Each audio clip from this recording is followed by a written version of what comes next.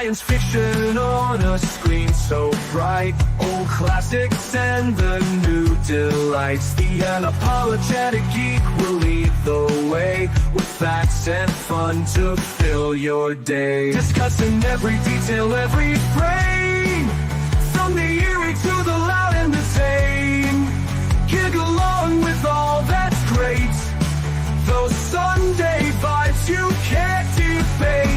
Tug along with the Sunday crew. Geeking out is what we do. Giggle on, it's gonna be great. Don't be late, let's celebrate.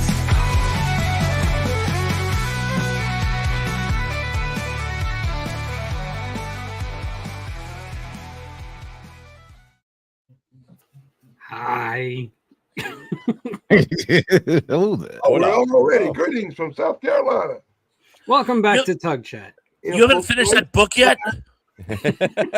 He's stuck in a time loop. He has to keep reading it and reading it and reading it. Yes. Hey, I managed to read at least 2 pages every time I'm waiting on this show to start.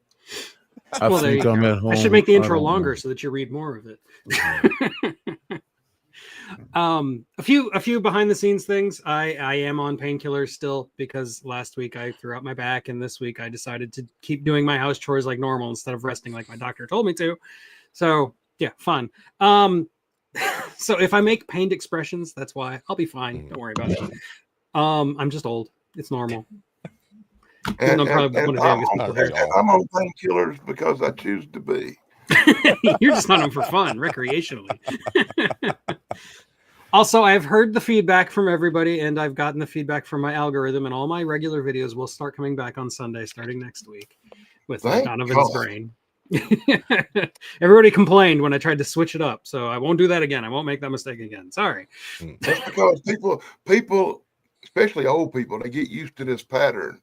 And, you know, and I'll be one to say it, my pattern on Sundays is to do the show with you, get a snack, drink a drink, and watch your video 30 minutes later when it comes out. Yeah. And if you don't do that, it throws your whole day off. I'm going to go back to it. A lot of people messaged me behind the scenes, especially on Facebook, telling me that I was evil for changing up my routine. Stop it. Don't do that. So evil. I don't think anybody actually said are you evil? I may be exaggerating a little. Are you so evil you're evil? Evil. An evil petting joke. So let me go ahead and say hi to the people in the chat. Let's see, we've got Michael DiCosimo. Hello, Michael DiCosimo. Good to see you again. Just Carowin is here as always. Greetings, Carowin. Justy. Our resident fact checker, channel member, Indy Spoats, or AM, is here as always. Oh, and by the way, Indy, did you see what I did there with there's no such thing as a good war or a bad peace? Know what I mean? And yeah, don't worry, Michael. You can get back to that, watching it on Monday mornings with your breakfast. You can get back to that next week. I will be dropping a review of Donovan's Brain next Sunday, so that'll be fun. Why did they never remake that movie? I don't know. It seems ripe for a remake. Like, I really want them to. I think they could right now. That's actually like a whole part of my video. I talk about why they should remake it. They've remade far worse movies. Yeah, I know. Yeah. And it has a former first lady in it. Too, That's real blank, man. I don't know Donovan's Brain right off the tip of my head. It's one of those 50s movies where they take a brain out of a body and like the brain is alive. But this is like a lot more serious than The Brain That Wouldn't Die, which I've also covered. This one is it was written by the same guy who wrote The Wolfman and Hollywood legend Kurt Siodmak, and it's about like it's like the brain turns psychic and like invades this guy's mind, and he goes around committing like financial crimes. It's really weird. It's a weird movie, but I like it. It's good. It has Nancy Reagan in it. It does. And the book is actually really good. The movie is solid. I think the movie is solid, but I'm halfway through the book right now. I'm not a good judge of the movies about brain removals because my favorite one has Steve Martin in it. Oh, well, yeah, that's a great one. Of course. That's actually an homage to the disenfranchised brain movies of earlier times. So, yes. Apparently, there's another one. I think it's called The Brain Without a Body or something like that. Something like that, yeah. Yeah, there's a few. There's a couple. And, of course, It from Wrinkle in Time, spoiler alert. Oh, yeah. Giant brain. Let's see. Brain and brain. What is brain? Okay. So yeah, today we're actually going to talk about sequels that aren't so great. Like, because I just dropped a review on Beneath the Planet of the Apes, which apparently is more popular than I thought it was, judging by my comment section. A lot of people took issue with me calling it the worst Planet of the Apes sequel. I stand by it. I still believe it is. But apparently I'm not a majority. I thought I was. I'm glad somebody pointed that out to you. There are good Planet of the Apes sequels. Yeah, well, I mean, the Careful, conquest of the careful. Planet of the Apes is great. That's the one where the apes actually like rise up and like kill all their human masters. It's great. I love that. Okay, all right. Yeah, say y'all, Tug over there, he made that first cardinal rule, that first mistake when it comes to criticizing movies from back in the day. Don't criticize one with Charlton Heston in it. I know. I even You gave won't win. credit at the end, but nope.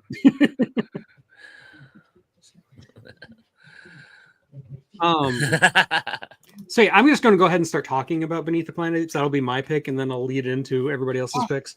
I knew you'd open with that. I knew it. I had I to. knew it. He's a Because I have to glutton clear the air here, man. Like, for punishment's what you are. let me just make one thing clear. I still like the movie. It's a Planet of the Apes movie. I'm still going to like it. And yeah, it has Charlton Heston in it for like 10 minutes. And those 10 minutes are great. The problem is the rest of the movie, they've got James Franciscus like doing his best Charlton Heston impression, which they shouldn't have done that. They should have hired somebody who looked nothing like Charlton Heston. When I was a They should have kid, done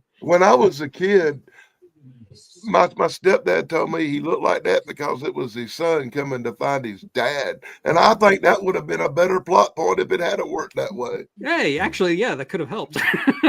Maybe if Rod Serling had stayed on, he could have come up with something like that. But even saying that, and when I marathon all the Planet of the Apes movies, I do watch it. I still think it's the worst. I definitely do. I do think it's even worse than Battle, even though Battle was made on like $10. I still think Battle is better. It has a better plot. It makes more sense. And it doesn't involve people with psychic powers. And I just don't like people with psychic powers. They could be real with radiation, brother. Yeah, well, Okay, Campbell. it's just really cheesy. I say this. I was just like lauding Donovan's brain, which is all about a brain with psychic powers. So whatever. Well, you can have good sci-fi works involving telekinetic powers. If it's used improperly, though, it sucks. You know, Yeah. it runs the gambit. You know. So that's it. What else, what do you guys think of Beneath the Planet of the Apes? Am I totally off base here or what? I will grant you every criticism you had of the movie was valid. James Franciscus is superfluous. You know, the guy playing Roddy McDowell, and he wasn't playing Cornelius, he was playing Roddy McDowell. The guy playing Roddy McDowell was very competent. But I think you could tell it suffered from many, many rewrites. It was almost like they had a number of great ideas and they tried to mash them all in, and it just became like a goulash, or a gulag, if you will. And the social commentary they threw in with the chimpanzees protesting the war, I mean, grow up. Come on. Yeah, that was really like anvilicious. Yeah. You know, and I understand Planet of the Apes was in and of itself supposed to be a mockery of humanity. But it just that I thought was completely Like it made the anvilicious. original Planet of the Apes look subtle, and the original Planet of the Apes is not subtle. Okay. I thought some of the imagery was really cool. I love the subterranean civilization. I thought was kind of slick. I thought the underground people, although they played it very stoic. Jeff Corey, by the way, was in the movie too. By the way, Oh right, I did forget to mention that. yeah, Yes. Jeff. I actually went to the IMDb just to make sure I wasn't thinking of a different movie, but yeah, Jeff Corey was in it, and I thought some of the imagery and some of the conceptualization was good, so it made it entertaining to me, particularly when I was a kid. But I must confess, your criticisms were all valid mechanically. Okay, I'll take that. I can accept that. I'll agree with you. I'll agree with you too that your criticisms are valid. I look at it through a different light because when I was young, like I said, my dad told me it was a story of a guy coming to find his son lost on the Planet of the Apes, and I kind of like that better than the way it really was. And because of the actor's identical looking of Charlton Heston, and really could have passed as his son, I like my story better. Oh, hey, cursed. What my How's it going? dad told me. And I also never knew until we started doing these shows that Roddy McDowell wasn't in part two. It was not the Cornelius character. I'll be honest, I didn't even know it wasn't Roddy McDowell for like a good 20 years. Yeah, I just assumed it was Roddy McDowell. The actor done. The actor's job in that movie was awesome, dude. Yeah. Yeah, Apparently and he worked with couldn't Roddy tell- McDowell before they knew each other, so he was able to do that. He was able to do I that. couldn't tell it wasn't Roddy McDowell. And Me neither. it did have Charlton Heston in it, and that kind of throws it over the top because I was a big Charlton Heston fan back in the day. And it So does I end really with him wanna blowing like- up the world. That's pretty iconic. But all I got to say to you about your one little thing about not liking the mental power psychic thing, say that to the Jedis. Oh, Lord. Shoot, shoot, shoot. I'm sure Star Wars will come I up to it. dropped the Don't worry. mic. I dropped the mic on that comment. You could bet on it. Got a few Star Wars movies on my list. Me too. Whether I'll get to them or not, considering all of the other ones ahead of them. But anyway. So anyway, I feel like I've said my piece. I respect that I was in the minority when I thought I was in the majority. Apparently, Behind the Planet of the Apes has its fans. I had no idea. I'm sure I'll open this can of worms again or rip off this scab when I do Escape from the Planet of the Apes one of these days. So. You know who the majority is, my friends? We're the majority. We're all individuals. Yes, we're all individuals. I'm Well, I'm not. bloody well not. I would say this already that I enjoyed Escape from the Planet of the Apes, where the two little monkeys come back into our time, better than I any love of all. Escape from Planet of the Apes. I think Escape That's from Planet of the probably Apes is a lot of fun. That could be my favorite Planet of the Apes movie for some reason. I think That's it's just a the most stretch. fun one. I wouldn't say it's my favorite. Oh, fun. Let's not push it. Let's not push it. I don't know if it has something to do with Montal Bond. Oh, The Mr. Tony is on a Tony. he's on a journey. He's watching the original Star Trek. But You've never the seen guy it before? the guy they got from Corbin the Forbidden Project is Yeah. he plays it like he's going for an Academy Award. I love him in that movie. He's He's so great. outstanding. He steals the movie. And it's hard to steal a movie when you're going opposite Roddy McDowell. You know? Yeah. Particularly in heavy gorilla makeup. You know? Okay, so yeah, I could talk about Planet of the Apes all day, but let's move on. Danny, what do you got? Okay. You're right, I have. I'm going to go with the number one movie on my list for worst sequel that I think to me, okay, could be the worst sequel of all time. And I really want to start off because of the time of the year it was, getting in the Christmas spirit. So I know how we all enjoyed Jingle All the Way with Arnold Schwarzenegger and Sinbad. I love this movie. I It's like a it. great Christmas classic. Has anybody ever seen Jingle All the Way 2 with Larry the Cable Guy? That exists. So There's- if you've ever sat through this sequel, know in your heart you have endured pain. You have suffered through the most disgusting, horrible movie of all time. This isn't personal, is it? Yeah, because I was excited to see it. You know, a couple of weeks ago, I talked about it with you, Tuck. I was all excited. Jingle All the Way was one of my favorite movies of all time. How in the heck could you mess up a sequel to that? It's a simple plot. Kid needs a toy. You got to get it. Go through some stuff. It's going to be entertaining for Christmas. No, it's not. No, If it's no, got Larry no. Cable Guy in it, chances are I'm not going to watch it. I don't even like Cars because of Larry the Cable Guy. Dude, I cannot tell you how sad this movie is. This movie conjures so much pain that I think the child who played the part in the movie is going to be psychologically scarred from being there. It's funny because Jingle All the Way is one of those movies that actually has an after credit scene, but nobody seems to know that. Oh. It does. I think of this, man. When it comes to Jingle All You're the on Way, fire today. Hey, comedy's comedy and Schwarzenegger. But to me, this movie, Robert Conrad as the cop stole the movie. I enjoyed his performance more than anything in the movie because I was a Wild Wild West guy. Great Will Smith movie. No such thing. And that would have been on my list if it had not been a remake. If it had been a sequel instead of a remake, it would definitely been on my list. Oh, man, that movie. That's like saying Mussolini human rights violations. It's like, you know, This is this kind of show today. I look Golly. for good stuff in all movies. I really, really try to. And you got to admit that big ass walking spider robot was coolest. It was out there, man. It was Spider awesome. robots are always cool, and I hate spiders. Yeah. I do love spider robots. Yeah. That reminds me, I got gotta a cover Runaway one of these days. I got a Remember arachnophobia, so it was the extra puppet? hard to play. The puppet Marcy's Playground. Sure. I love that spider puppet. Moving forward. Sorry, I have not seen it, but it sounds as dreadful as you're making it out to be. I'll give you that much. Yeah. It's I worse. haven't seen damn it. I think I'm wise enough to not watch it. Dude, Yeah, I am really. I'm incapable of coming up with words to tell you how bad this freaking movie is. Well, that's jarring. Oh, I don't know, man. related? With how much Danny hates it, I think I might want to watch it just to see.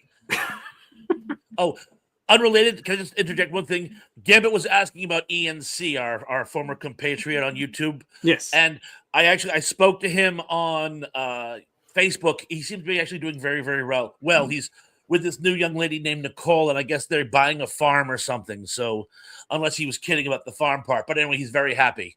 No, So I for saw him those of you change who his were- relationship status just recently on Facebook. So yeah, Yeah, that's cool. just want to mention. Good to know.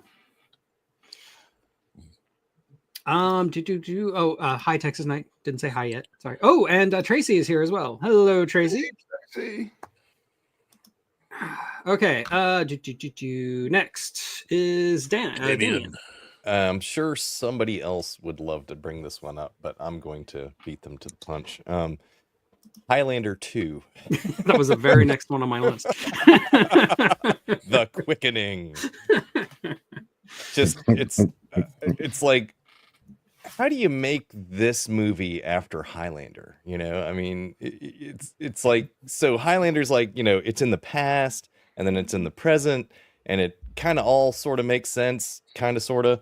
You know, I wouldn't say that Highlander is a great movie, but it's definitely a good one. Oh, it's a classic. It's a classic. You know, no, it's definitely worth watching. But I mean, like, you know, the acting, the dialogue's a little, yeah, you know, some of the directing's kind of okay. But anyway, Highlander 2 is just bad. I mean, and it doesn't make any sense. Like, the whole concept of it, it's like, Now all of a sudden the Immortals are aliens from another Yeah. planet. yeah, With human Earth Yeah. names. yeah. McLeod's name was McLeod, even though that was what he was named Because on he Earth. was from the Scottish And Highlands. we're in this dystopian future instead of, like, you know, they could have just continued it in the 1980s and, you know, a current time kind of thing and been like, oh, we're going to bring back some of them because it resets. They could have had a whole other plot there, you know. But the but ozone instead, layer, Damien, the it's- ozone layer. the It ozone was a layer, hot you button know? in 1989. You know, and if we, you know, if we had the technology to, like, create a shield to protect the Earth, you know, from the, you know, the dangerous rays of the sun, wouldn't we just have the technology to put more ozone up there? You know, You'd I mean, think. Yeah. there's these things called ozone generators. You can buy them. They've had them since the 1940s. You put them in your bathroom to get rid of the shit smell. Sorry, I forgot you're not supposed to swear. Fucking gravy. We use them in Okay. construction on fire jobs when there's been a fire to get rid of the smoke smell. You know, I mean, you put them up on sticks really high. Hey, the only problem I Why ever do we had need a with shield? Highlander movies, and this is something that always bugged me. You got the first Highlander movie, and I swear the tagline for it is they can be only one. Can be only Yeah. one. And Yeah, then- there could be and only then- one movie. and my problem with it always has been how many times can there be only one? Exactly. They killed all the Like other Bad immortals at Batch. the end of Highlander. He was the last one. That was the whole Yeah. point. Yeah, And- then he and- brings and- back The bring back Juan supervillain. Sanchez. Well, the supervillain knows that if I send my henchman back to get him, this will somehow regenerate him. Yeah. He's mortal and old and dying, and you give him the one thing that will make him immortal again. Yeah, Right. Doesn't make he any gets, sense. Moron! he gets Dum rejuvenated, head. and then he uses his second rejuvenation to bring back Juan Sanchez, and it's like he Which just they don't pushes even him get back into around They being. don't to even really explaining. explain. Yeah, he just kind of boom. I Juan Sanchez. Who, for some reason, now forgets that he's not Scottish Yeah, and spends all his scenes talking about his Scottishness. No, you weren't Scottish. Did you forget that? When I saw the movie, he was for the first time- Egyptian. I saw it. I saw it in the theaters. Yeah, And I remember thinking, throughout the entire movie, scene after scene after scene, wow, whoever the asshole they got to make this movie mustn't have even seen the first one. And when we got out, my buddy, it was a double date. But when we got out, my buddy's like, it was the same guy. And I'm like, you're kidding. Was he on acid or something? Yeah. Same exact guy directed it. The scene that got me in there was, I just find it funny because it was just like, okay, really? So he walks in, after he walks off stage, from being reincarnated in the middle of a Shakespeare, and goes to the clothing store, and they like funny though. Yeah, that was kind of funny. Yeah, but and they dress him up like he's like an English or Scottish lord about to go out into the countryside and shoot pheasants. I mean, that's straight up a hunting, like a lord's hunting uniform or get up or whatever you want to call it, suit. It's just like, really? And he's about to get on a plane. Connery in a kilt, they just had to.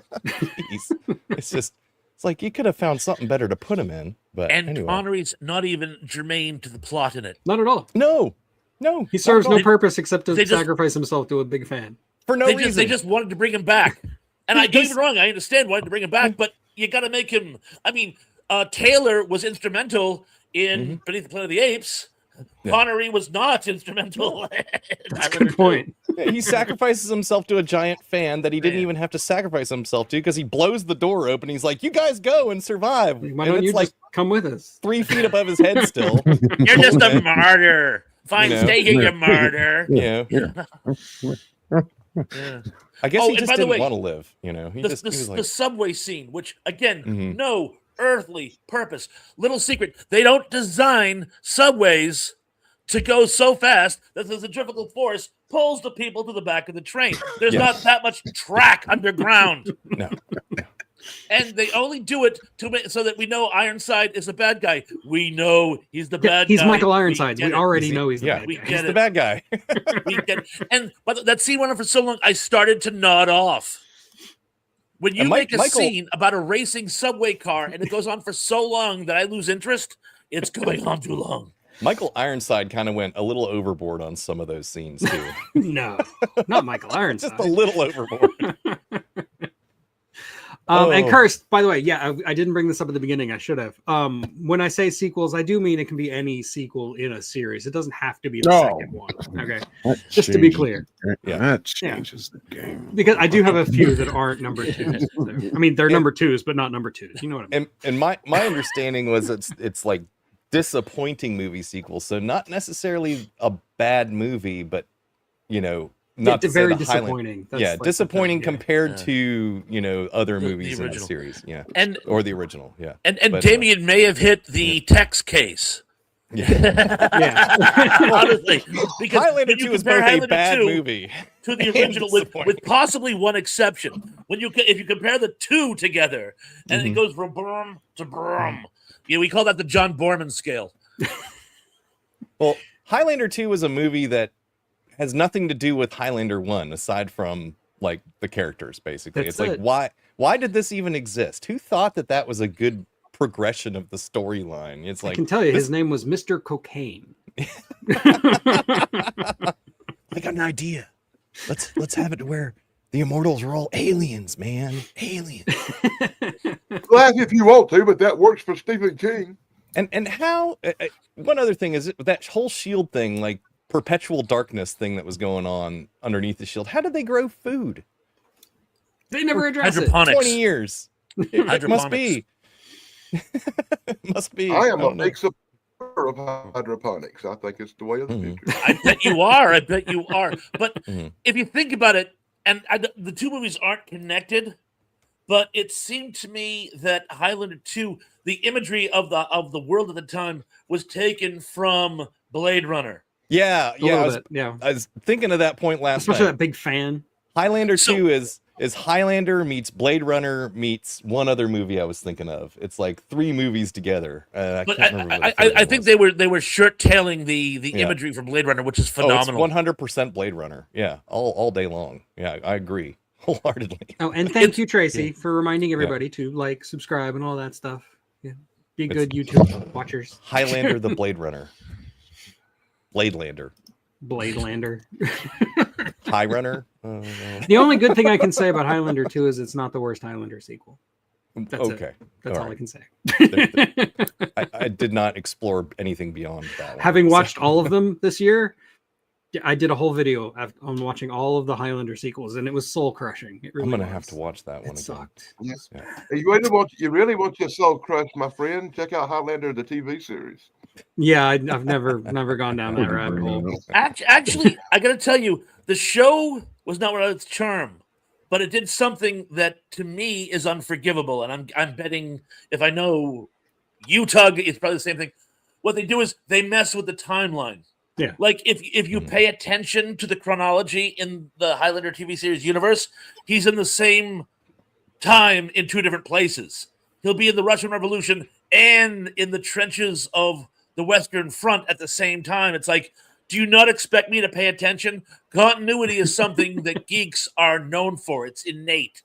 So you better be careful with it. Yeah, but Thrash being used probably a couple of the only two people that would actually know them little historical facts. Well, yes, all right, fine. Yeah. But I mean, that's what geeks are for. We know these things.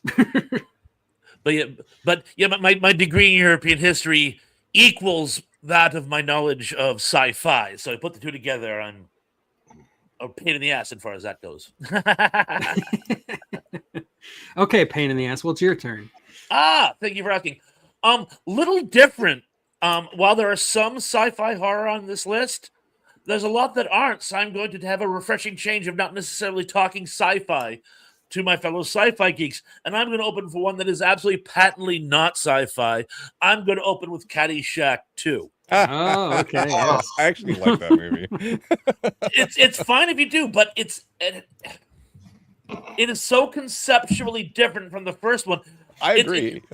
Like some of the other sequels, of one in particular, if you had called it something else, if it had just happened to be another comedy set in a golf club, it probably would have been okay. You called it Caddyshack 2, and it had no connecting tissue whatsoever. Now, from what I understand, initially the James Mason character was supposed to be Rodney Dangerfield. They wrote it as initially as it was going to be a sequel, but this one focusing on Rodney Dangerfield, who many people thought was the best character in the original. Two huge problems. One, Rodney wouldn't do it, and frankly, I don't blame him. Two, what made Rodney Dangerfield so amazing in the first one was his playing off of Ted Knight, who was dead at this time. Yeah. So they dug up Robert Stack, who tried really, really hard, but was not Ted Knight. You'll never be a member at Ridgewood. So when you come up with a concept, and the concept is diffused, do something else, and they didn't. The only principle they were able to get back, I mean, for crying out loud, they didn't even get the kid. They could have had the kid drop out of college and have to get his job back as a caddy. Would have been a great subplot. No, the kid's gone. The only they don't get Lacey Underall back. That is another huge problem. But they got Chevy Chase back, and he was awful. He's in like 2 scenes, and he's terrible in both. And he was so great in the first one, organically. And in this one, I don't know if he was trying too hard, if he was going in another direction. Maybe it is true he's not funny when he's not doing coke, but he was dreadful. It feels almost. It was so bad. It feels almost like he was sabotaging his own scenes. Like it really feels that way. Yeah. Yes. And but yeah, I'm sorry. Caddyshack 2, in my opinion, very disappointing sequel. Agreed. I don't think it's irredeemable, sequel. but like it's really, compared to the first movie, it's so disappointing. Yeah. I still find it a funny movie, and I did enjoy watching it. When last time I watched it was years and years ago. I was a kid probably last time I watched it, but yeah, no, it's as a sequel to the original. Yeah, it's very disappointing. Nowhere near as good as the first. Still kind of funny though, you know. The whole scene with, like, you know, the whole Dan Aykroyd with the gopher thing. I mean, the gopher is always great, yeah. especially when you're a kid. The gopher is like the best part of the movie. Yeah. Yeah. But again, Dan Aykroyd was the high point of that movie. Believe me. Well, it reminds me. It's reminiscent of. Do you remember when Phil Hartman passed on, and so they brought in John Lovitz to fill the gap? And I love John Lovitz. I think he's great, but it was so obvious he was not Phil Hartman when he went to play Phil Hartman. I love Dan Aykroyd too. I think Dan Aykroyd's actually better than Bill Murray, but he was not a replacement to Bill Murray's constantly high greenskeeper character. And It somehow, yeah. In my opinion, it just didn't work. And I'll I think call you're right, you Mrs. Esterhouse. Frankly, sorry. I think the funniest thing in the whole movie is the Randy Quaid character. Yeah, Randy Quaid is great. I thought he did very well. There's just scenes from it that from that stand out in my head as like, they were funny and blah blah blah. But yeah, not a great movie by. Well, it's kind of like James Franciscus in Beneath the Planet of the Apes. He's not a bad actor. He's actually a pretty good actor. He's been in some good stuff, but like he even has his one scene where he goes into the subway and he realizes that it was Earth all along. He has his moment where he realizes they all blew it up just like Charlton Heston did, and it's night and day difference of like how the actors are. It's like they tried to shoehorn him into the Charlton Heston character, and it just didn't play to that actor's strengths. So like it's the same thing. It's like the remake is trying to do what it already did before, but it's doing it worse. Yeah. And not remake, sequel. You know what I mean? If I did make this mistake, I'm sure he said something. I didn't say Jackie Mason, right? Not accidentally James Mason. I did mean Jackie Mason. I think you did say James Mason, but I think I apologize. I meant Jackie Mason. It's okay. We all have James Mason on the Well, once again, let me point out that the movie had its humorous parts. I think Dan Aykroyd was the best character in the movie, and the main reason I didn't like it is my ungodly hatred of Jackie Mason. And everything. Jackie was nowhere near as funny as what was his name? The guy from the first one. Rodney Dangerfield. Rodney Dangerfield. Sorry. And again, I love the concept. Yeah. It's the working class dude who becomes the nouveau riche with more money than the bougie old money assholes that he can now he can basically rub their nose in it because he actually can outbid them. I love the concept. It goes back to the 30s. I mean, effectively, the Beverly Hillbillies is a sanded down situation like that. I mean, I love the concept. It just didn't work, in my opinion. The Kenny Loggins track was better for Caddyshack 2 than it was for Caddyshack 1. I disagree, but all right. I'm All Right is an amazing song. But anyway. My grandfather had the gopher from the Caddyshack movies. It was like a animatronic. He kept it on his desk, and if you pushed the button, it would sing either one of those songs. The original? Yeah. No, but it was the original prop. Yeah. Well, no, it wasn't the original prop. It was like a toy, obviously, but yeah. Okay. So Shane, you've been awfully quiet today. Uncharacteristically. It's been a process to get here, but Understood. I'm gonna go with Halloween Kills because evil did not die tonight. But no, that was for you, Danny. But I got to go with, as a trucker, Smokey and the Bandit Part 2. Oh. I was great. Even as a kid, I was gravely disappointed by that because the raw energy of the first movie, we got this much time, get over here and get back, dodging the law. You're running point. You're running that truck as hard as you can. It was an intense chase back and forth across multiple states. And the stakes were always high. And then we get the sequel. It's like, oh, let's make it more kid friendly. I was like, what is an elephant? What? First off, that's not how you transport elephants. But sure, why not for the sake of the movie? Dom DeLuise, fine. He did his job. But there was just no excitement in the movie. It was like a slow kids movie. And probably the most infuriating scene is near the end when they line up all the 18-wheelers to create that bridge for Bandit. No, he would have went through probably the third one. And that's a wrap. But that's my first number one. Well, it's not my number one pick, but that's the one I want to start with. I haven't seen those movies since I was a kid. So yeah, I same can't here. really speak on them. I used to own the complete set. Wow. 1, 2, 3, and the TV series. Hmm. I chunked everything out of the part after part 1. I chunked everything out the window. No, I don't need this. Having had grandkids in my Mm. life, it wasn't too long ago that I sat through all 5 of these Smoking There's the Bandit 5 movies. of them. Yeah, The and the first best one was one, good. the best No, one is where Jackie Gleason's 5 other brothers from other countries come in, and you got That's the part 2. Mexican one and the Canadian one, and Ha. Jackie Gleason playing all these parts of his brothers or something from other countries. That's pretty funny. But there are way too many of these movies, and Dom DeLuise and an elephant will kill the buzz on anything. Hi, Angela McArdle. Good to see you. Angela. And then there was that weird, complicated romance they had going between Bert and Sally. Like, oh, they're estranged, but he wants her to come along with, so they got their romantic tension going. I was like, oh, it's a kid's movie love story. You know that now. Burt Reynolds bailed out, and Jerry Reed started driving the truck. Jerry Lee was the original. I'm Jerry Reed. That was part 3. Jerry Lee was the original choice to play Bandit. And they ended up auditioning Burt Reynolds. If I remember correctly, the director and Burt Reynolds were friends, and they were talking about it. And he read something for it, and he was just like, he went to Jerry about it, and it was just like, how would you like to drive the truck when we bring in Burt? And Burt and Jerry were good friends, and Jerry was just like, all right, da da da. And that third movie is when they finally gave Jerry. He kept doing that. I'm the bandit. I'm the that movie. Yeah, I loved that. That was the only funny part. Yeah, I enjoyed him. Kept saying that. I'm the bandit. I'm the bandit.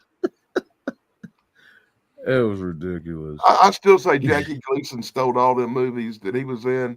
And the one where he played the multiple characters was hilarious, even though it was a piece of crap. That was part 2. He called in all his cousins and family. Oh my God. I was like, what is going on here?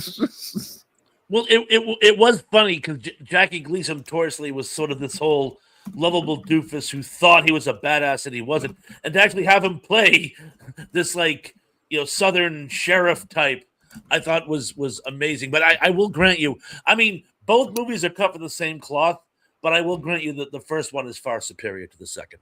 Yeah, and the third, and the TV series, and the According to Indy, there's actually 7 of them. Oh wow, 7, dear God! Told you there was a bunch of them. We don't need 7 of anything. No, kept making them. They got to wring out that last little bit of cash out of that series before they're going to. They got like 9 or 10 Tremors movies, and they hadn't went wrong yet. Oh, I think I can disagree with that. We're not going to bring up Tremors again. Tremors wouldn't be on these lists, man, because all their sequels are superior. There's only one Tremors movie. There's only one Tremors movie. Period. Yeah, the rest of them are a nightmare that somebody had and somehow got caught on film. I don't know how. Or they had Kevin Bacon in it. All the rest of them are really good. Wow. I'm not sure if you were here for it, Damien, but yeah, he listed Tremors 2 as one of the better sequels. I love them Tremors movies. That was probably the hottest take of all of them. Right. And you really got to get up there into the later on sequels, where they're on the desert island, or the really cool one where they're under the ice in Antarctica. You can't go wrong with Tremors movies. My brain's going to start leaking out through my ears here any second now. But anyway. Wow. Cursed agrees with you. Right. Yeah, Tremors rules, man. So yeah, I don't have a lot to say about Smoking the Bandit. I barely remember them. I think I remember Cannonball Run movies better, honestly.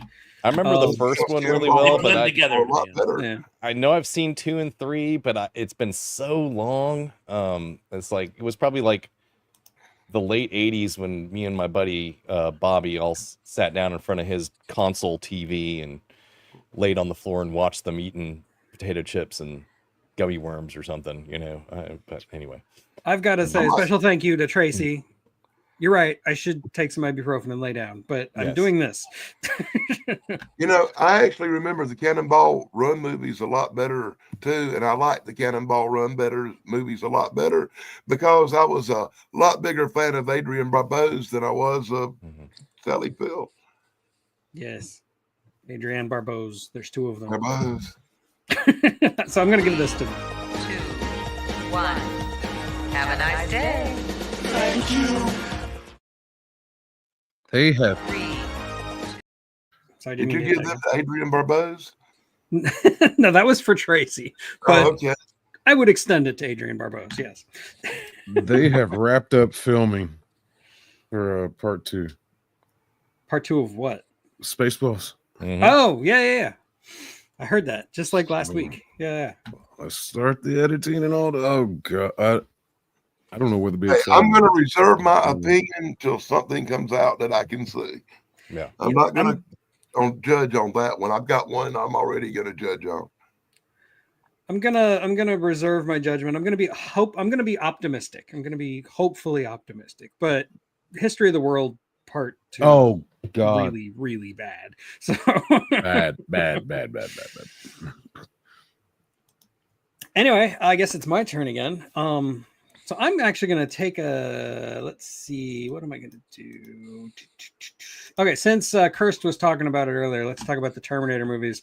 Specifically, the one that disappointed me the most would be Terminator Salvation. Yeah, okay. I thought Terminator 3, it was definitely weaker than the first two Terminator movies, but I think it had some redeeming qualities, and I really liked the ending.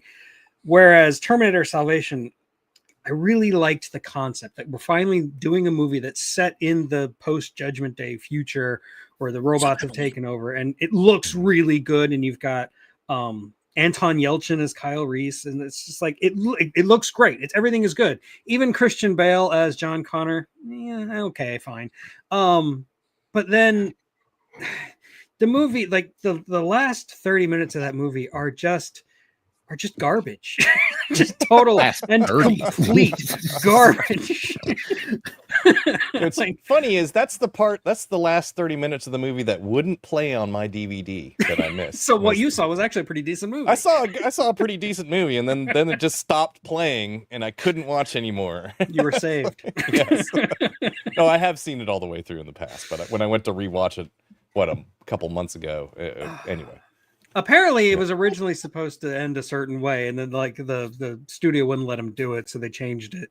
And you can kind of see that. You can kind of figure out what was supposed to happen, but still, like the whole thing with Helena Bonham Carter being like the voice of the machines or something, it was really dumb. Jai Courtney, I like him as Captain Boomerang, but the dude can't act. I'm sorry. Or was it Sam Worthington? It was Sam Worthington, not Jai Courtney. Why is it that that's right, Jai Courtney's in the next one, right? Why is it that every time a studio steps in and changes the way a movie's supposed to end or be or whatever, it's always for the worse? Usually, yeah. There are rare exceptions, but usually, yeah. You know, Emily! Honestly, I have to agree with you because I can't stand anything involving Christian Bale. Yeah, Christian Bale wasn't the greatest casting. They could have cast somebody else. But in this case, just let me point out how much better Terminator the TV show was than this movie. Oh yeah, Terminator the TV show is fantastic. I love it. Christian Bale was outstanding in Empire of the Sun. Yes. After that, good and nothing. But the one with Johnny Depp when he played Christian Bale and Johnny Depp. The gangster. What was it, like Dillinger? Not Dillinger. Johnny Brasco? No. The one about Whitey Bulger. No. I think I know which one you're talking about. Johnny Depp was like an Al Capone style gangster. He was playing one of these famous gangsters. Oh God, what's the name of that movie? Public Enemies. No. Public Enemies. Yes. That one. Bill was one hunting. My luck, damn it! The one movie Christian Bale made that was good, I missed it. It's not bad. It's a Michael Mann movie. It's good. I didn't think he was bad in Equilibrium. He played pretty well in that part. Yeah, we like it.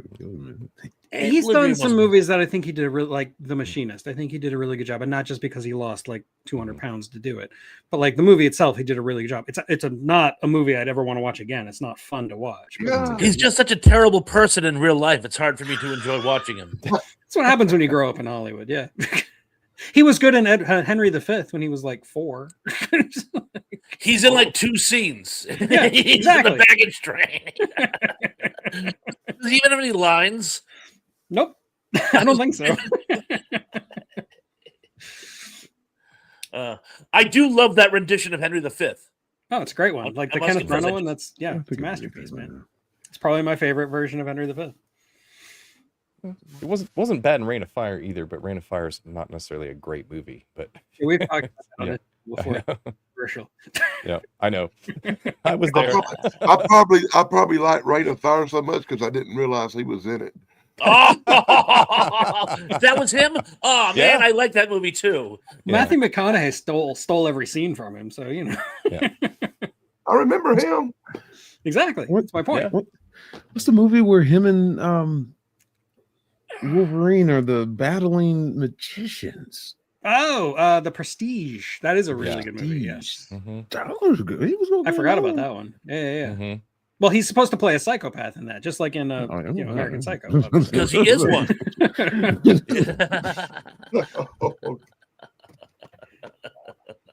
But anyway, he's not Anyway. the reason Terminator Salvation is a bad movie. The reason Terminator Salvation is a bad movie is because it completely goes off the rails, like into nonsense land.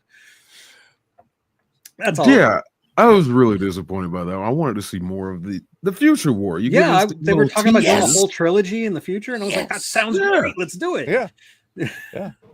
So We talked about this not too long ago. I think we were doing good sequels when we were talking about Terminator 2 and the reception of that future battle in the movie was so outstanding. They're like, let's make an entire movie about this. And they never did. You know, that's we're still waiting. Oh, it'll be a little here, a little there. I don't want a little here and a little there. I want that movie. Damn you, and until I get it, I'm not watching anymore. Oh, and another thing, Sarah Connor Chronicles, even where they kept going back to it, I mean, they wore these nice pristine uniforms. They looked well fed. The point of the future war is that we're on our last legs.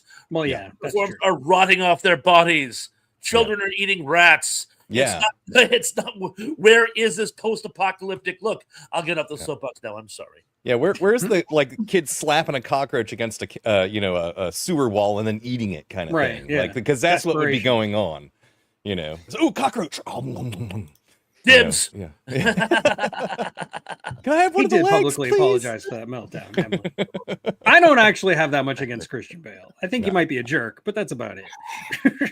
I'll be All right, right back. I Compared to gotta grab other some more Hollywood coffee actors, it's way worse. Yeah, he did apologize for that meltdown, but still, not only did he threaten to get this old man fired, he was going to kick the old man's ass. And violence against old men, even though I am an old man, I still feel like I should defend the old man. I was a lot younger when that thing happened.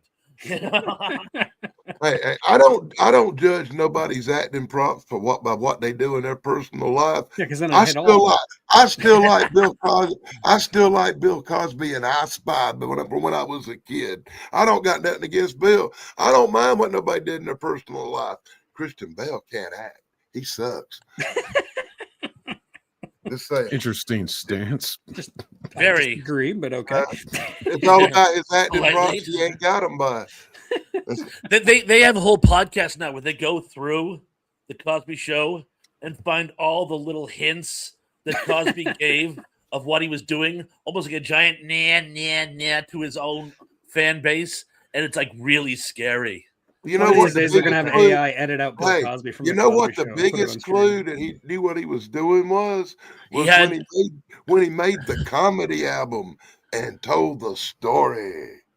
Of What about the Yeah, Spanish about flies? the girl, Oh. the Mickey or whatever, you know what they used to call it. I'm trying to No, think what Spanish. It was the Spanish Spanish flies. the so Spanish fly. I used to get a girl a Spanish fly. Yeah, he made a whole comedy album about that's that. where he supposed to told arouse what he was libido, doing. though. It's not the He same. told as yeah, what he it's was not doing. original. Yeah, it's not the same as GHB, but You do make the good point about him introducing substance to a female to get them prone to. Yeah. He told the story on an album, dude. He's great in Leonard 6. I mean, I actually like Leonard Part 6. I'm like, what are you talking about? I love him. I used to like the old show I Spy with him and Well, Robert. yeah, when he was like a kid, yeah, or not a kid, but when he was younger, he was like in his 20s. Would he be more? You know, let's not talk about that. Impossible and stuff on Saturdays. What do you think about Leonard Part 6, Damien? Leonard Part 6? Yeah. What is that? You've never seen Leonard Part 6? No. You got to watch 1 through 5 first to understand. Oh, no. There is no 1.5. That's the joke. That's the joke. Okay. Yeah, it's a Bill Cosby movie, so you know it's probably not on streaming anymore. Yeah, at that point. I think I got it on VHS somewhere.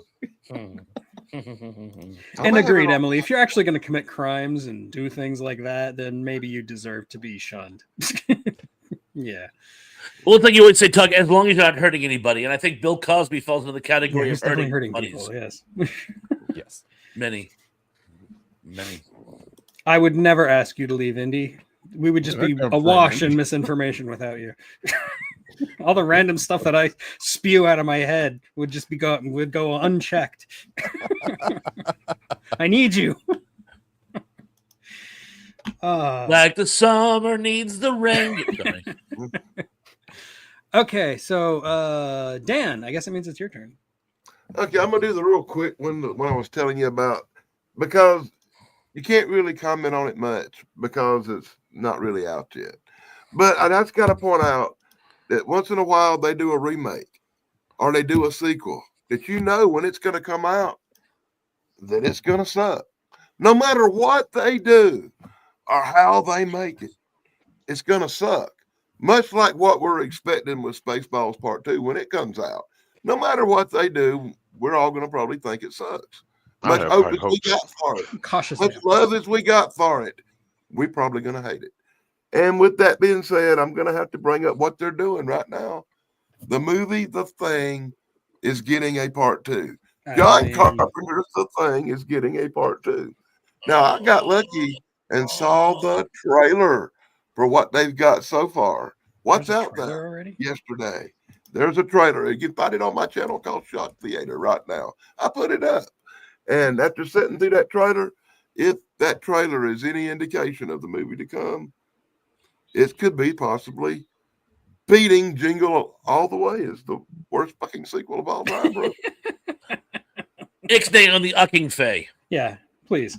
But yeah, it's a terrible idea to make a sequel to The Thing. The Thing is a perfect self-contained movie. It didn't need a prequel as much as I, don't hate the prequel. I don't hate it. I think it's okay. I hate the effects. But have you seen has anybody seen the trailer? No, I didn't even know it was out yet. I didn't even know there was going to be one. I caught some obscure channel put out the sneak peek trailer yesterday, and I copied it and put it on the Shot Theater channel just so people could get a look at some of these scenes that it almost looks horrible. So your pick for the list is a movie that hasn't even been made yet. Yeah, I told you it was a future perspective. Danny has traveled to the future. I was going to say he's proactively hating a movie. Getting ahead of I think you can do. I think better way to solve. It was the only way I could ensure picking something that none of you other guys did. Fair enough. I had to have at least one. Okay. Well, speaking of future movies that are going to suck and have Christian Bale in them, there's that. I'll give it to him. Bride that's coming out. That looks so bad. But we already know how bad that's going to be. There's trailers out. Oh yeah, and it looks awful. It looks worse than awful. Now, is it supposed to be tongue in cheek? Yes. Okay. If it's a farce, because I'm watching it go, this had better be a pantomime, a spoof. If it's legit, it's going to be terrible. But if it's a farce, I think it's still going to suck. But at least I'll know what they're going for.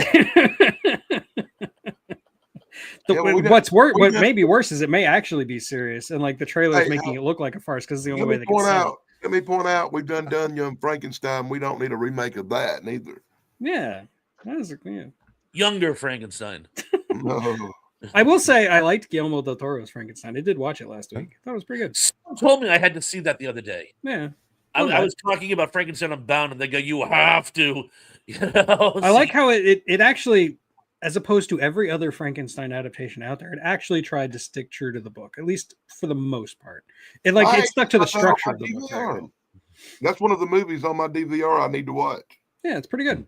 I must confess, I've never actually. I tried reading. It's a Mary hard Shelley's book to read because Frankenstein. it's I so tried. baroque. I tried. I did. I failed. I just couldn't consider myself a good fan of Frankenstein if I hadn't actually read the book first. So I had to read the book. I didn't enjoy the experience, though. Mercy. Anyway. Okay, Dan, fine. We'll count it, even though that's a very, very loosey-goosey way of looking at the rules. So, Damien, what's your pick? I'm going to go with a movie I just watched the other day. The Exorcist 2, Heretic. That qualifies.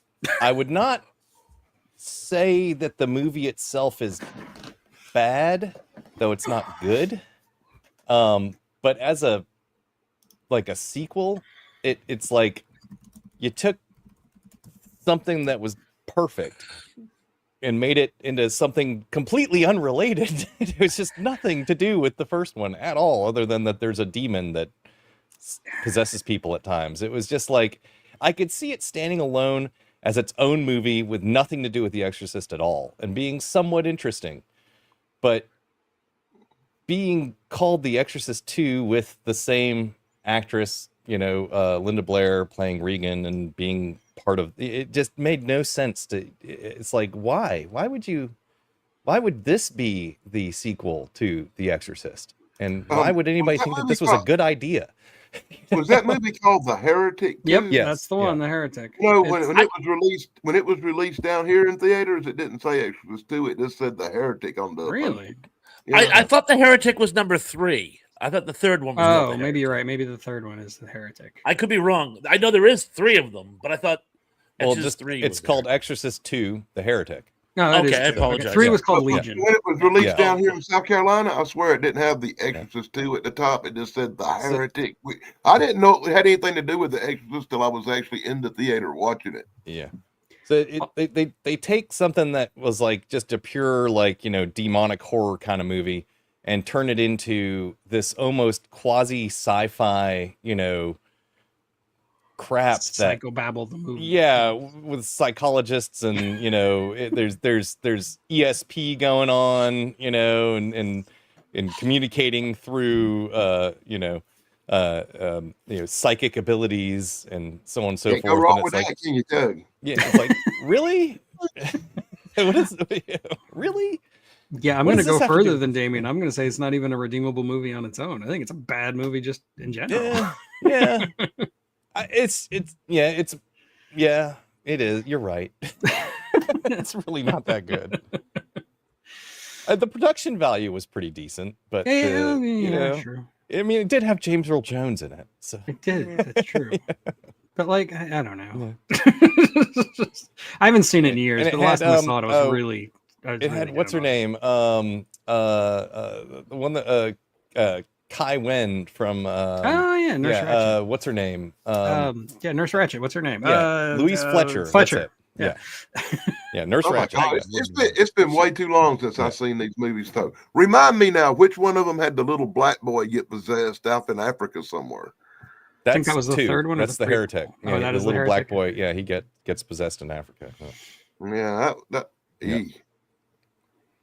The third one's actually I not didn't that rewatch bad. The all third them one's movies. better than the second one. It's still not great, but it does have one of the best jump scares ever, where there's like a nurse with some scissors like running across the hallway.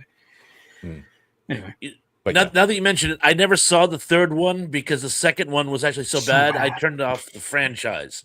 So like I never saw Highlander 3. I never saw Salvation because I hated Terminator 3 so badly. When I check out. This one's better. I don't care. They ruined it for me.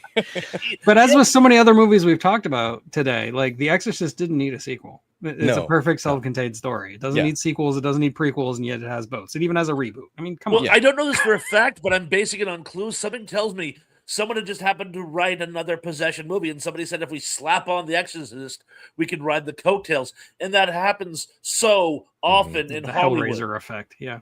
No. You The know? Well, search since for we're more talking about money. these sequels and remakes real quick, let me just point out there's this really funny movie called Repossessed with Leslie Nielsen. Oh yeah, And- Emily. Yeah, Emily was It's talking like about a it. Yeah. comedy version of The Exorcist. It's probably better than all these movies we're talking about right here. It is better. Yes, I agree. Repossessed is a lot of fun. I think it's great. I haven't seen Oh, it in yes, years and- either.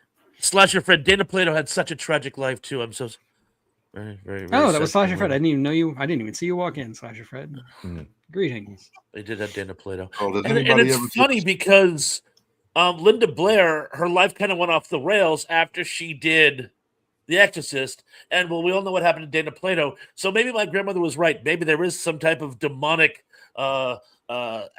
function from doing these movies. Maybe it does cause you to have a cursed life. But that was my crazy grandmother. No.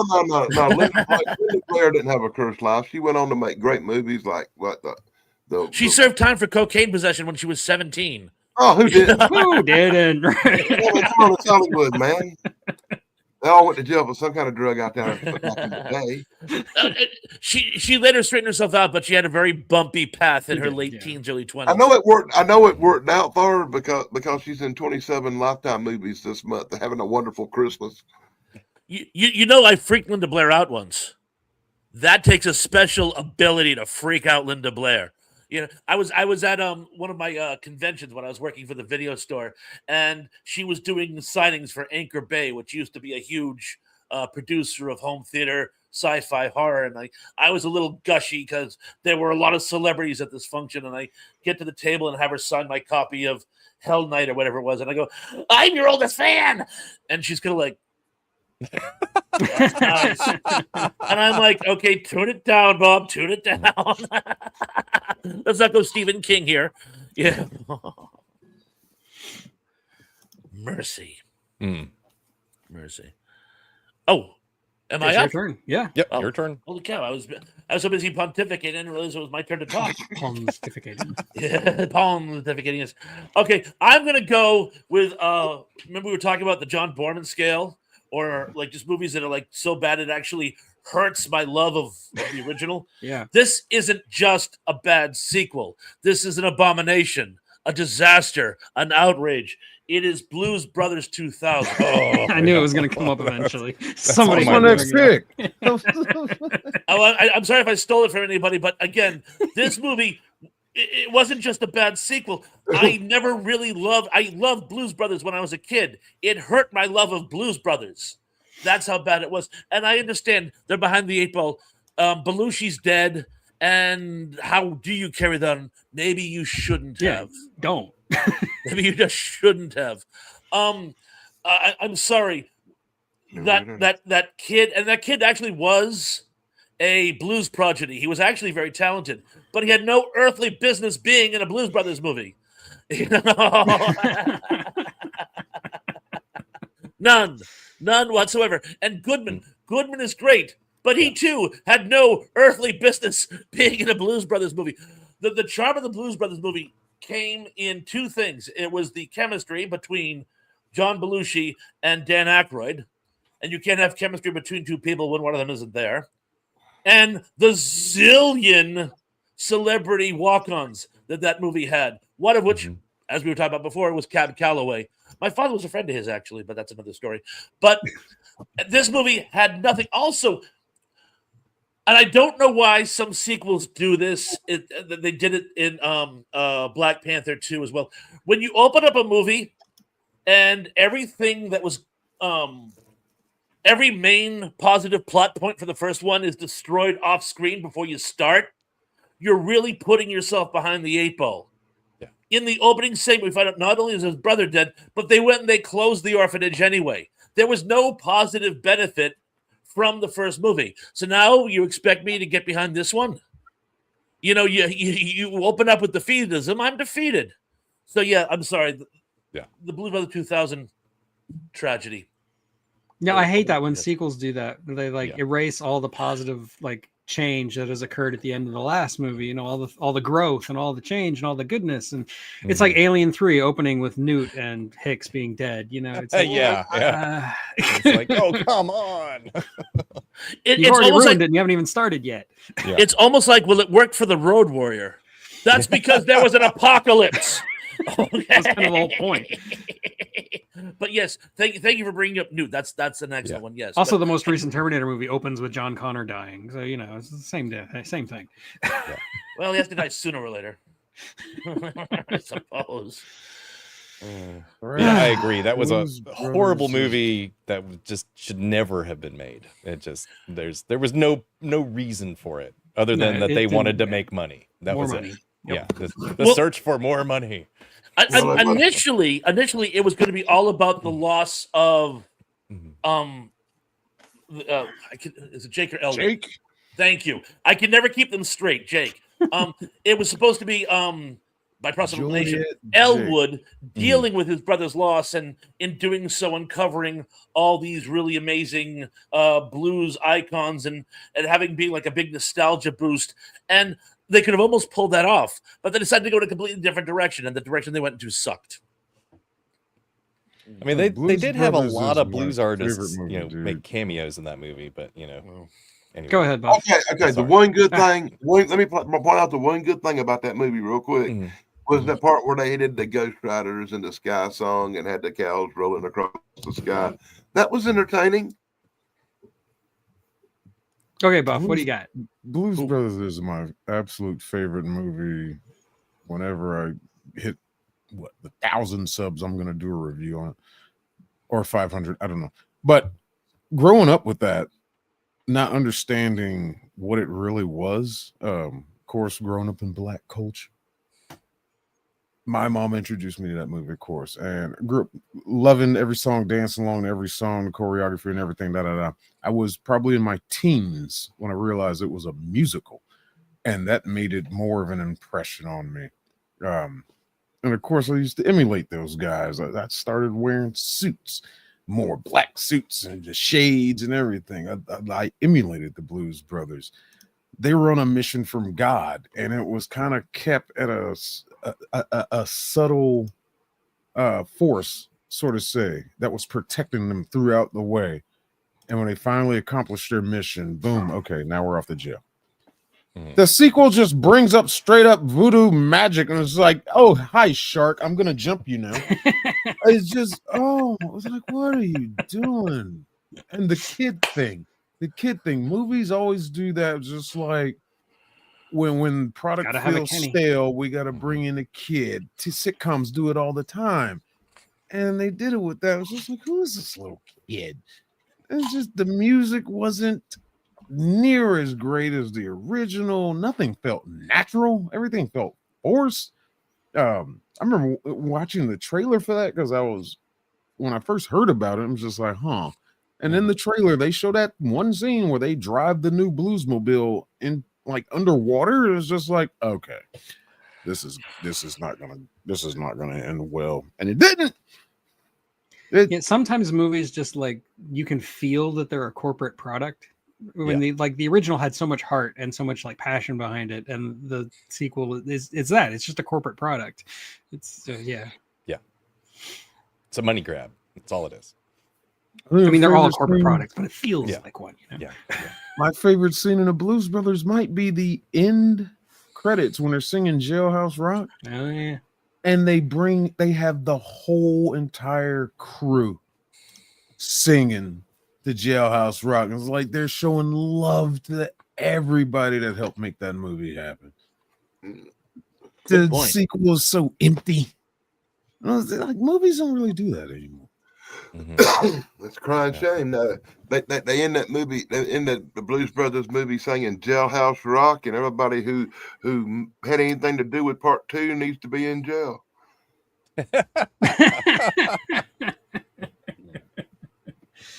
Truth. So, okay, Shane. You got to talk about Blues Brothers, but now you get to pick something else. Oh, and excellent points on the Blues Brothers 2000, by the way. absolutely. Thank you for the insight. 100%. Great stuff. Thank you. Let's go and get this one out of the way. Star Wars. Let's go. Okay. Which one? Yeah, there's about The 6 of them you can last- choose from on that. The Last Jedi. Oh no.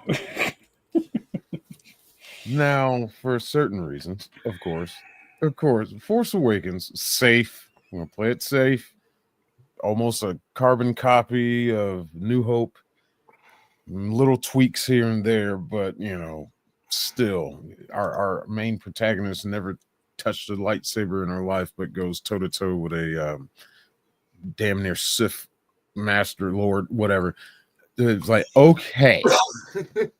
It makes sense that the black guy can go toe to toe with him because he's a trained fighter. He's a trained soldier. You're just some dirt rat that can fly anything, talk to anything, swim. You grew up on a dirt planet. How do you know how to swim? But anyway, whatever. They played it safe with that one.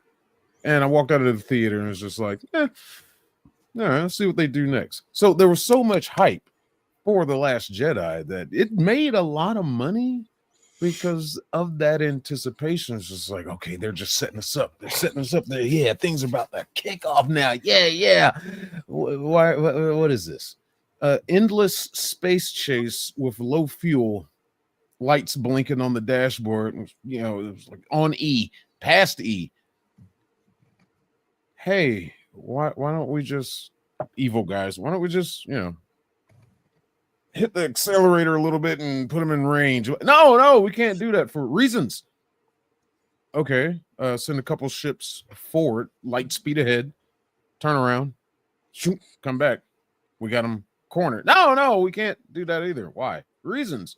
Oh, the throne room fight. Talk about a waste of money. The choreography was horrible.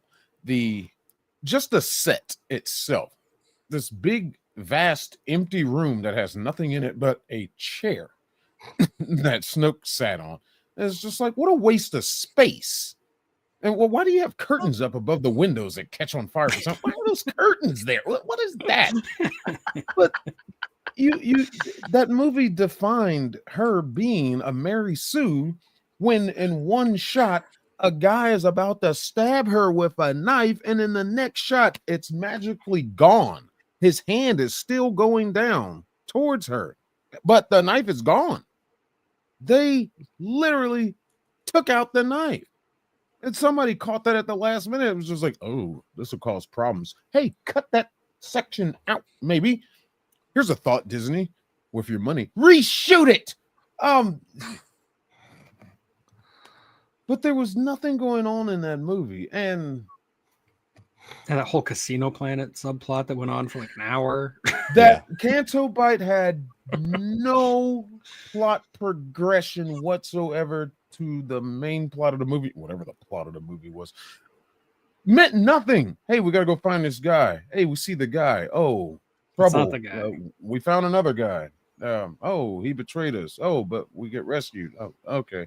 What did that accomplish? Nothing. Nothing. Hey, we got to save these animals. What about the little slave children? But the animals. What children? We'll Animals. just give them hope. And just the way the legendary, as much of a nut job leftist as he is nowadays, but I will stand by his stance of how he felt about the character that he embodied, Luke Skywalker. He hates Disney for that. But how they just killed him like a biatch. It's just like you forced yourself to death. If you were gonna sacrifice yourself anyway, why didn't you just go back with Rey and face Kylo head on? If you wanted to die anyway, it just shouldn't he have been able to see the future? I mean, he is a Jedi after all, I don't know if he had the ability. I think Anakin was. He did in Empire Strikes Back. Yeah, he could see the future. He knew it was coming. Oh yeah, he did. Yeah. Go out like a hero. Yeah. I think people would appreciate that a lot more. Yeah, I thought they were setting up a good a good character development story for him, and then like just as he's having his redemption arc, they just kill him for no reason, and that's it's really frustrating. Oh, and by the way, What was the point of having him in there at all? You killed your killed nephew everybody. because you had a bad dream. Huh? I didn't get that upset when they killed off Luke. It's a big deal. But when they killed off Han Solo, boy, I about had a conniption fit. That unceremonious. Oh, and I just by the assume way, every that was in time his that contract, Harrison though, Ford so- dies in a movie, it's because Yeah. the actor wanted to. Like, just assume. Wasn't it in Harrison Ford's contract he had to die in the first one? Yeah, I think so. Yeah, Yeah. yeah. If he was coming, he had Yeah. to die because he didn't want to do any more of them. That's Yeah. why they froze him, because they didn't know if he's going to come back for the third one. Yeah, It's just exactly, yeah. like, That's true. Jedi But- mind powers are inconsistent at best. Oh, Like- yeah. But another Darth zero Vader. on that check there. All right, I'll Darth do Vader it. can tell from a capital ship that his quarry is on the planet down below. He's in the room with C-3PO, who he built and doesn't recognize him. So yeah, there's Good point. Good point, yeah. A lot of plot Didn't holes. I build you? You know. Oh, and Oh. I'm just throwing this out there. This isn't even a criticism, or just an observation. Why don't they use flamethrowers when fighting Jedi?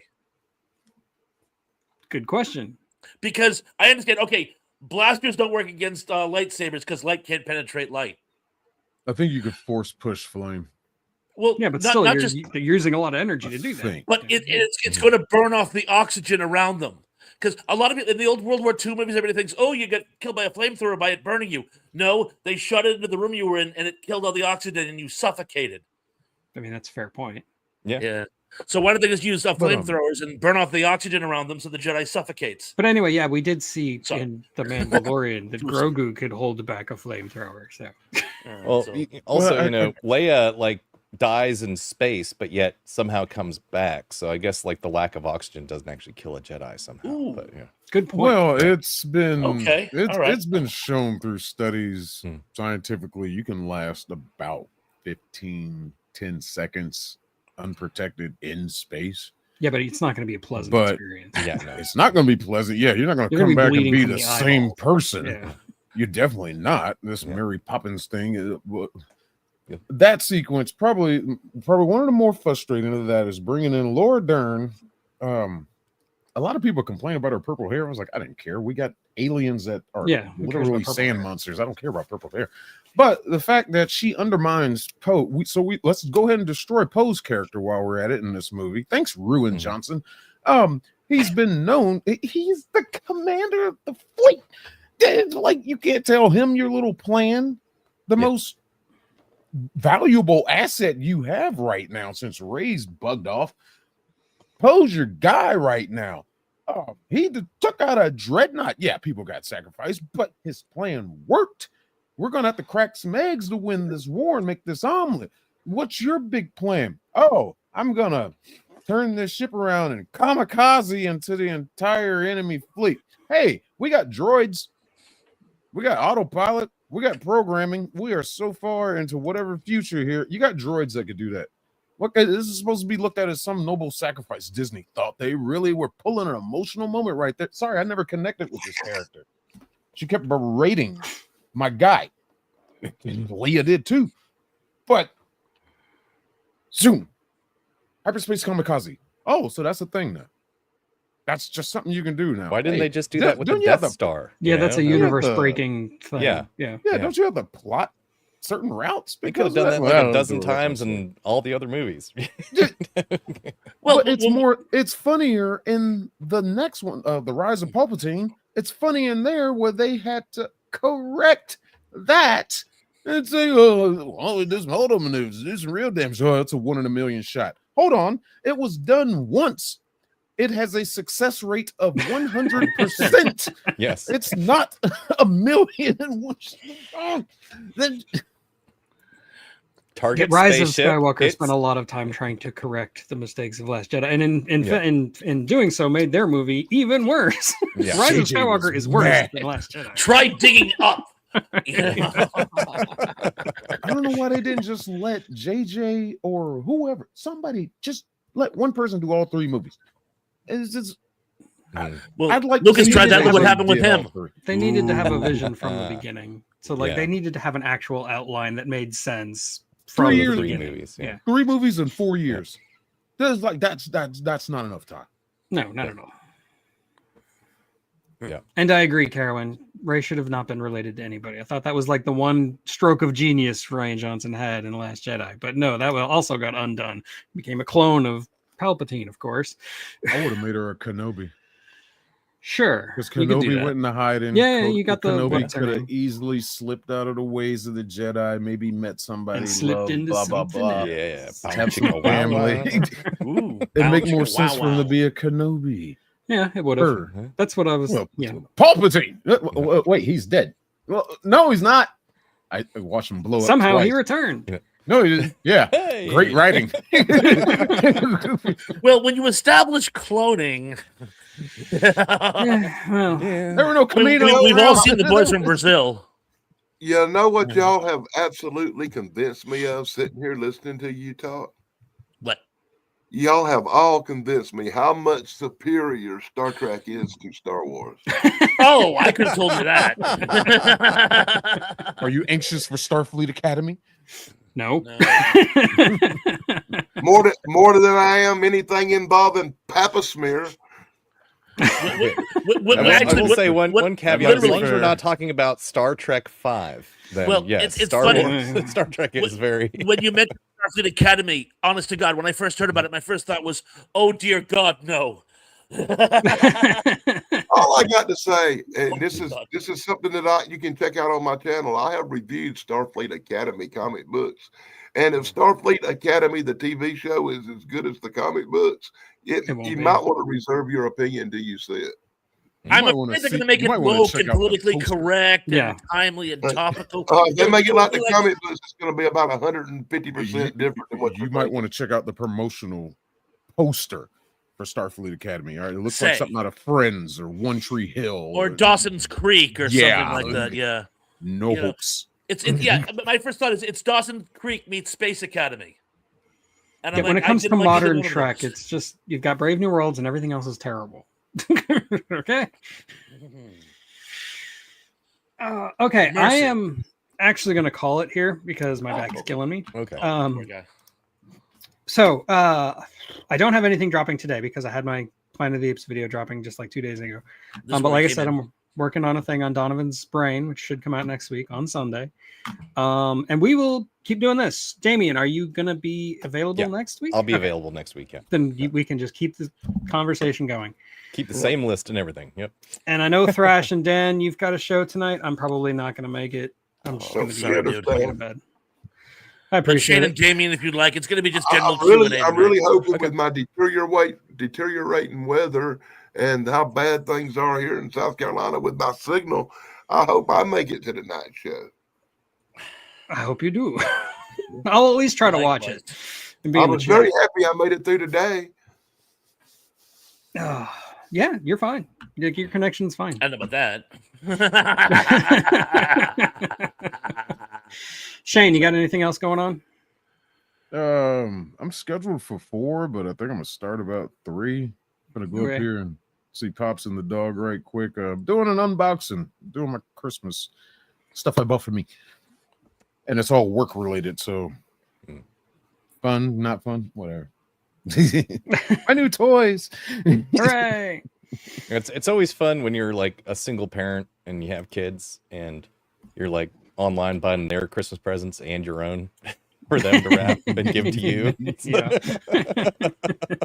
It's like, hey, I need this and I need that, and here you can wrap that up for me. Like me and my oldest were in Target the other day because she needed new shirts for, before Christmas. Apparently, she couldn't wait until Christmas to get those as gifts for some reason. And I saw a shirt I wanted. I was like, cool, Christmas gift for me. You can wrap this up. Handed it to her when we left. Yeah, I just got my Christmas present in the mail yesterday. The Lathe of Heaven. Oh. The PBS special from 1981. You know how hard that was to track down? I can't I bet. imagine. Oh my god! Nice, Dan. Love it. It's the Bigfoot travel cup. I got that for my birthday, but my birthday's so close to Christmas it don't matter. Also got a really cool Bigfoot hat. And you can Neat. see a video of all the stuff I got on my channel. Check out the Daily Dan blog. That's it. All right. Well, I'm gonna hit the button now. The Thank you and good night. Bye-bye. Thank you and good night.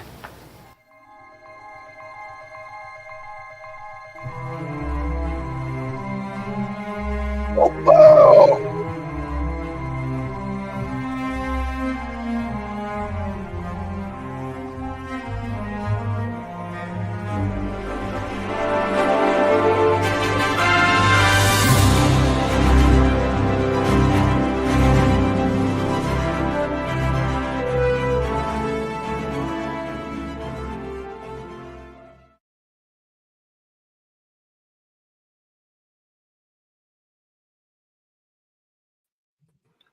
Speaking of the devil, Terminator Dark